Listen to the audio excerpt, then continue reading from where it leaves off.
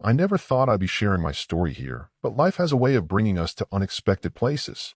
My wife and I built what seemed like a perfect life over our 12-year marriage, with our two wonderful kids, our 11-year-old daughter and 8-year-old son. While we might not have been the perfect couple, we always made sure our children had everything they needed. The first crack in our marriage appeared after our son was born. My wife was going through a really tough time with depression, and I did everything I could to help her through it. One day, she said she needed some time alone to clear her head. Being supportive, I told her to take the day off while I looked after the kids. When she came home that evening, something was off. After the kids went to bed, she asked to talk. We sat in the kitchen, and she started crying. Then she told me something I'll never forget. She had slept with someone she met at a bar. The kitchen went completely silent. I didn't know how to react. Should I yell? Should I throw things? I just sat there, trying to process what she'd said. 10 minutes passed before I could speak. I asked who it was. She said it was just some random person she met. I wanted to ask more questions, but I couldn't bring myself to hear the details. After another long silence, I just told her to get some sleep. I spent that night on the living room couch. Looking back, I still can't explain why we never talked about it again. Maybe it was because we had a new baby, or maybe I made excuses because of her depression. Some might judge me for staying, but unless you're in that situation, you never know how you'll handle it. I even gave her credit for being honest right away. Fast forward 8 years. I run my own business and follow a strict daily schedule, something I picked up from some self-help books. Anyone close to me knows exactly where I'll be at any given time. Work from 9 to 5, gym after that, then home. Like clockwork every day. Then came that Thursday afternoon.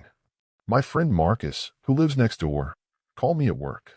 We usually only talked when we saw each other outside, so a phone call was unusual. After some small talk, he hesitated before telling me he'd seen a gray pickup truck in my driveway 3 times over the past couple of months. He'd finally seen the driver that day, a man he didn't recognize. My mind immediately went back to that incident years ago. I tried to convince myself it could be a repair person or someone delivering something. But deep down, I knew I had to check. I told my employees I needed to step out for a bit, which surprised them since I never break my routine. I drove home but parked a few blocks away. As I walked to my house, every step felt heavier than the last. When I opened the front door, I noticed an unfamiliar cologne in the air. I went upstairs and found a tie on the floor. Then I heard sounds coming from our bedroom. I stood there, thinking about what to do next. Part of me wanted to walk away and pretend this wasn't happening. But this was my house, our bed, and this wasn't the first time she'd done this to me. I deserved better than this. I walked into the bedroom. The look on their face is pure shock. My wife pulled the covers up to hide herself while the guy just looked confused. He probably thought there was no chance I'd come home since my schedule was so predictable. He started getting dressed while my wife just sat there frozen. I stood in the doorway, watching him button his shirt. When he tried to walk past me, I punched him hard in the face. He fell back onto the bed, touching his bleeding lip. My wife screamed. He got up again, and this time I let him leave. I heard his truck start up moments later. I could have done more to him, but he wasn't the one who promised to be faithful to me. I pulled the covers off my wife and told her to look at me. She'd been hiding her face like a child caught stealing cookies. When she finally met my eyes, I just said, "We're done. I want a divorce, and you'll regret treating me like a fool." Then I left. For some reason, I went back to work. Maybe I needed something normal to hold on to. That night, I checked into a hotel with a bottle of whiskey. I hired a divorce lawyer the next day and paid the retainer fee right away. I was determined to get custody of my kids, but I also wanted my wife to feel the pain she'd caused me. I spent the next 5 days in that hotel, unsure what to do next. When I finally went home to see the kids, I had to make up some excuse about why I might not be around as much. Then I moved in with my brother who lived nearby. I took a week off work, which I never do, but I needed time to get my head straight. The lawyer said things would be tough since my wife worked at a law firm, but he claimed to be the best in the region. My wife got served divorce papers at her office, a small satisfaction for me. But the real breakthrough came when I visited the kids. My son casually mentioned something about being homesick from school recently, which I remembered. Then he said Mom's friend with the big gray truck had come over that day. I started recording on my phone as he talked. My wife had brought her lover to our house while our sick child was there. Would she have done the same if our daughter was homesick? Just how little did she care? I gave everything to my lawyer, the recording, our joint bank statements, every bit of evidence I could find. He seemed more excited about it than I was, seeing angles I hadn't considered. The whole divorce process dragged on forever and cost me a fortune. Every time I thought about splitting up my kids' home, I questioned myself. But I knew staying in an unhappy marriage would be worse for them. In the end, things worked out better than I expected. Yes, I have to pay alimony. It's not fun, but I can handle it. What matters is I got sole physical custody of the kids. My lawyer argued successfully that bringing strange men around the children showed poor judgment. We share legal custody, which is fine. She's still their mother, even if I can't stand her now. I also kept the house, which made sense since the kids shouldn't have to leave their school and friends because of their mother's mistakes. It felt like a huge win, but I wasn't done yet. I had to focus on the divorce first, but now I had other plans in mind. After everything settled down, I still had one more goal, getting back at my wife through her job. I couldn't find her lover since I didn't know his name or anything about him, but at least I'd gotten to punch him that day. About a month after the divorce, I logged into my ex-wife's cloud storage. She hadn't changed her password in years.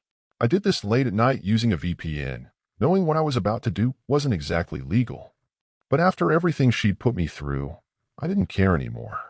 I found her work files and downloaded the ones that looked important and confidential. Then I deleted them from her account. Her law firm wasn't huge, but they were well known in our area. Still, they hadn't impressed me during the divorce, so I wasn't too worried about them. I waited a week before making my next move. My friend Qley, who lives overseas and knew everything about my situation, helped me out. He created a new email account and sent those confidential files to the law firm. He wrote something about how their employee had left sensitive information exposed and the files were now on the dark web. That last part wasn't true, but it made the whole thing scarier. At first, nothing happened.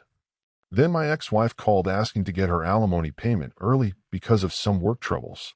The way her voice shook made me smile. A month later, she called again, ranting about losing her job over a security breach that wasn't her fault. I had to mute the call so she wouldn't hear me laughing. In the end, I got everything, the kids, the house, and she lost her job. Not that she needed to lose her job, but it felt good to know I'd gotten even. I doubt anyone will ever find out what I did.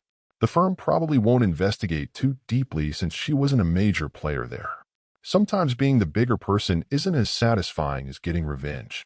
If you ever get the chance to get back at someone who hurt you badly, take it. Sure, it won't undo my ex-wife's cheating, but it felt better than any amount of drinking could have.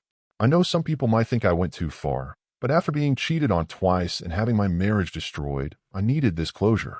The kids are doing well now, settled into their new normal. I've started dating again, and life is looking up. Sometimes you have to go through hell to find peace on the other side. They say living well is the best revenge, but I'd say living well and getting revenge beats just living well any day. I've moved on now, focused on being the best father I can be and building a new life. But I won't lie, knowing she lost everything because of her own actions helps me sleep better at night. Thank you for watching. If you enjoyed this story, please hit that subscribe button to help us reach our goal of 1,000 subscribers. Don't forget to give it a thumbs up and share it with friends or family who might enjoy it too. Your support means a lot. And if you have any thoughts, questions, or story ideas, drop them in the comments below. I'd love to hear from you. See you in the next story.